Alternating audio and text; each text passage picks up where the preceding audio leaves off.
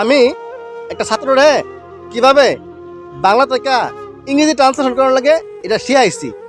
যেমন আমার একটি কুকুর আছে, এটার ইংরেজি হইল আই হ্যাভ এ ডগ। তার একটি কুকুর আছে মানে he has a dog.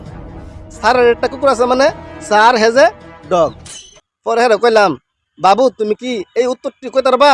Sir এটা না পারার কোনো বিষয়ই না, আপনি অতদিন যে পড়ানো পড়াইছেন সবচেয়ে আজকে পড়াটা সহজ বেশি।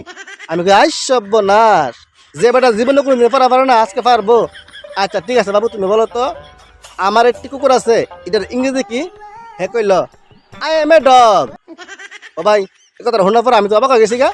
অবাকে পড়া অবাকই তো ভাবলাম ছোট মানুষ মনে হই মুখ ফসকে আই ফসছে আর কি।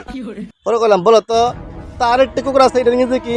হে কইল sir he is a dog.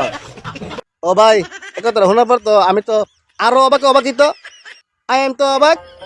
পরে আবার কইলাম তুমি বলো তো স্যারের একটা কুকুর আছে এটার ইংরেজি কি? ভাই হে যে উত্তরটা দিছে, উত্তরটা শোনার পরে আমি আর বাংলাদেশও নাই, আমি পৃথিবীতেই নাই, আমি গেছি গা উগান্ডা, কামরূপ কামাখ্যা। হে কইলো কি স্যার ইজ এ ডগ। ও ভাই এটা শোনার পরে আমি তো আর কোনো জায়গাতে নাই, আমি পুরা কুমাই গেছি গা। আর আমি অবাকিত হয়ে গেছি গা।